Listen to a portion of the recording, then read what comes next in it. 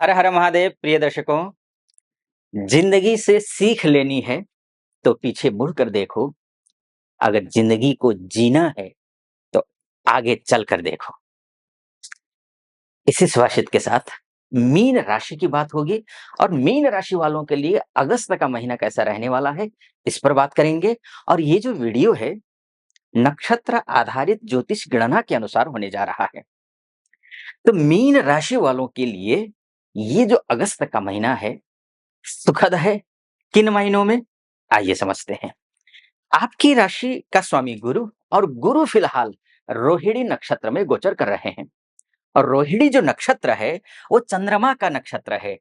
रोहिणी नक्षत्र चंद्रमा का नक्षत्र है और चंद्रमा जो है गुरुदेव का मित्र ग्रह है। और आपकी राशि के हिसाब से चंद्रमा पंचमेश है, यानी कि शुभ है। वैसे भी गुरु और चंद्रमा का जहां युति संबंध होता है, नक्षत्र के आधार पर नहीं बोल रहा हूं, उसके आधार पर, अच्छा, युति संबंध अगर हो जाए, गजकेसरी योग बनता है, बहुत शुभ योग होता है। उसी तरीके से चंद्रमा के नक्षत्र में जब गुरुदेव आएंगे, मतलब हैं, 20 अगस्त तक हैं, ये शारीरिक रूप से आपको स्वस्थ रखेंगे, मानसिक रूप से आपको स्वस्थ रखेंगे। अच्छे विचार आएंगे मन में, गलत जो विचार आ रहे थे वो गलत विचार नहीं आएंगे। नेगेटिविटी जो घेर रही थी वो नेगेटिविटी अब आपको कम से कम नहीं घेरेगी। अच्छे लोगों के साथ उठना बैठना होगा, अच्छी किताबें पढ़ेंगे, लिखेंगे। अभी बेवजह टाइम जा रहा हो मोबाइल देखते हुए तो थोड़ा कम कर देंगे और किताबों पर फोकस करेंगे, या फिर मोबाइल भी देखेंगे तो काम की चीजें देखना शुरू कर देंगे, आप नॉलेजेबल चीजें देखना शुरू कर देंगे। ये होगा। पढ़ाई लिखाई करने वाले बच्चों के लिए बहुत अच्छा है ये। चाहे आप छोटे बच्चे हों, चाहे तो आप पीएचडी कर रहे हो, यूपीएससी की तैयारी कर रहे हो, नीट की, जेईई की तैयारी कर रहे हो, कॉलेज में हो या स्कूल में हो, तो आपके लिए शुभ है ये समय। विद्यार्थियों के लिए शुभ है। तो वहीं पर अगर आप संतान के लिए प्रयास कर रहे हैं तो उसमें भी आपको सफलता मिलती हुई दिखाई दे रही है, क्योंकि गुरु जैसे ही चंद्रमा के नक्षत्र में जाएंगे, चंद्रमा पंचमेश है आपके, तो पंचमेश के नक्षत्र में जाना लग्नेश का अत्यंत शुभ है। इसके साथ साथ में विद्यार्थी वर्ग के लिए भी हो गया। अगर विवाह के लिए कहीं कोई बातचीत चल रही हो तो ये पॉइंट भी यहाँ पर शुभ दिखाई दे रहा है, बातचीत बनेगी। माता पिता हैं आप, वर या वधू की तलाश कर रहे हैं, तो वो तलाश पूरी होती हुई दिखाई दे रही है। 20 अगस्त के बाद फिर ये मृगशिरा नक्षत्र में प्रवेश करेंगे गुरुदेव। जैसे ही मृगशिरा नक्षत्र में प्रवेश करेंगे, वो मंगल का नक्षत्र है और मंगल आपका कहाँ क्या है, ये भाग्येश है। मंगल आपका भाग्येश है और भाग्येश के नक्षत्र, और अच्छा, मित्र भी होते हैं ये दोनों ग्रह, गुरु और मंगल दोनों मित्र हैं। और लग्नेश भाग्येश के नक्षत्र में जब गोचर करेंगे तो भाग्य में वृद्धि करेंगे। वहीं पर समझने वाली बात यह भी है कि मंगल भी जो है ना, आपके भाग्येश भी जो है वो रोहिणी नक्षत्र में गोचर कर रहे हैं 16 अगस्त तक। 16 अगस्त के बाद मृगशिरा नक्षत्र में आएंगे, अर्थात चंद्रमा के नक्षत्र में रहेंगे 16 अगस्त तक। उसके बाद अपने ही नक्षत्र में भाग्येश होकर के अपने ही नक्षत्र में आ जाएंगे। तो क्या होगा, गुरु का भी वहां रहना,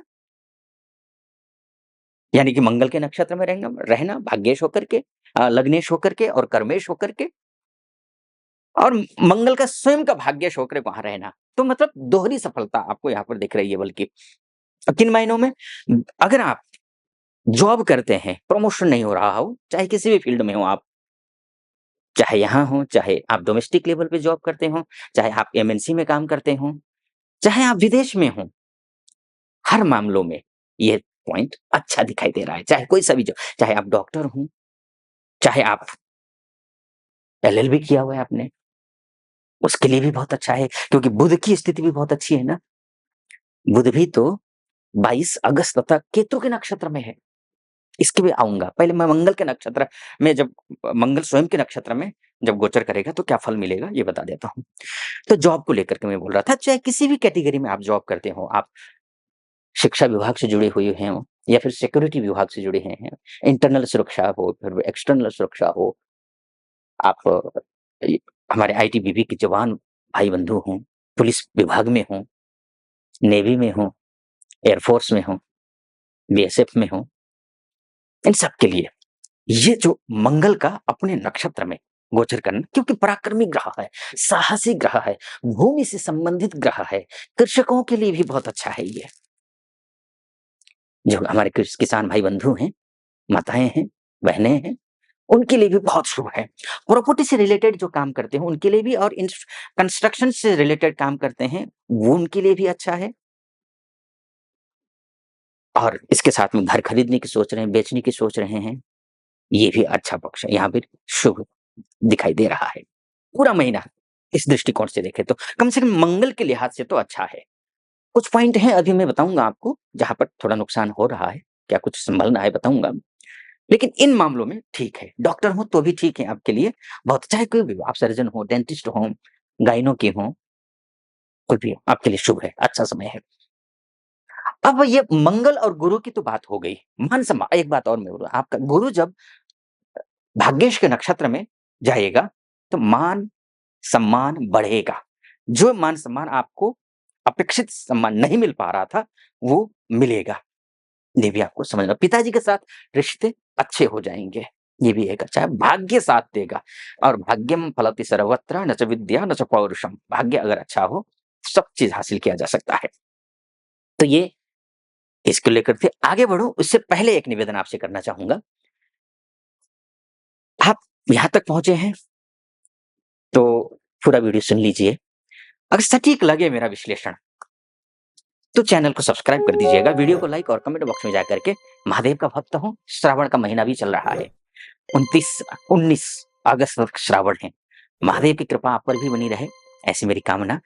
कमेंट बॉक्स में हर हर महादेव 5 बार या 11 बार अवश्य लिख दीजिएगा। चलिए फिर से विषय पर आता हूँ। मैं बात कर रहा था बुध की, हमने बात की गुरु की, हमने बात की लग्नेश की, कर्मेश की और भाग्येश की, और इसके साथ में द्वितीयेश की बात हो गई हमारी। अब बात कर लेते हैं बुध की, जो व्यवसायियों के लिए विशेषकर होता है। 22 अगस्त तक बुध मघा नक्षत्र में रहेंगे, जो कि बुध आपके लिए क्या-क्या देखते हैं, ये आप समझ लीजिए। घर, गाड़ी के लिए, माताजी के साथ रिश्तों के लिए, बुद्धि के लिए, विवेक के लिए, आपके बिज़नेस के लिए, दाम्पत्य जीवन के लिए, पार्टनरशिप के लिए बुध आपके लिए महत्वपूर्ण हैं। तो ये केतु के नक्षत्र में रहेंगे, जो कि क नाम से ही राहु केतु डर जाते हैं, और बुध का केतु के नक्षत्र में गोचर करना शुभ भी नहीं होता है। लेकिन बात यही है ना, कुछ अच्छा होने जा रहा है, कुछ अच्छा होने जा रहा है। क्यों? क्योंकि केतु जो है वो कन्या राशि में विराजमान है। अब कन्या राशि का जो स्वामी होते हैं, वो बुध होते हैं। अर्थात केतु कोई खगोलीय पिंड है नहीं। ये एक छाया ग्रह है। जिस भाव में बैठेगा, जिस राशि में बैठेगा, उस राशि के स्वामी के समान ये फल देगा। तो ऐसी स्थिति में अब ये केतु के नक्षत्र में जाकर के बुध बैठेंगे, और केतु ऑलरेडी बुध के ही राशि में बैठा हुआ है, तो नुकसान नहीं करेगा, वैसे भी नुकसान नहीं करेगा, तो कोई चिंता की बात नहीं है। हाँ, केतु, राहु ये एक उत्पाती ग्रह होते हैं। इसमें अधिक सतर्कता बरतनी ज़रूरी है, अधिक सतर्कता बरतिए। कोई भी काम बुद्धि और विवेक के साथ कीजिए। आपने लापरवाही पूर्वक अगर काम किया, तो फिर आपके लिए नुकसान उठाना पड़ेगा। तो ये आपको ध्यान रखना है। कोई भी काम बिना प्लानिंग के नहीं करना है। 22 अगस्त के बाद फिर बुध जो है वो वक्री हैं, 5 अगस्त से वक्री हैं, 28 अगस्त तक ये वक्री रहेंगे। थोड़े से वक्री ग्रह थोड़े से उग्र हो जाते हैं, तो आपको सतर्कता अधिक बरतनी है, पैसे का लेन-देन संभल कर करना है, ये भी आपको ध्यान रखना है। तो ये बुध के माध्यम से हुआ। लेकिन ये मोटा-मोटी तौर पर है, ध्यान रखिएगा। अगर विस्तार से कुंडली के बारे में चर्चा करना चाहते हैं आप अपनी, क्योंकि आपकी कुंडली ही आपका डीएनए है, ये मोटा-मोटी तौर पर है। 100% होगा, इसकी कोई गारंटी नहीं है ना? तो अगर आप अपनी कुंडली का विश्लेषण करवाना चाहते हैं, तो नीचे नंबर है, उस नंबर पे कॉल कीजिए, हमारे प्रतिनिधि से बात कीजिए, प्रतिनिधि से बात करके मुझसे बात करने के लिए आप अपॉइंटमेंट ले लीजिए।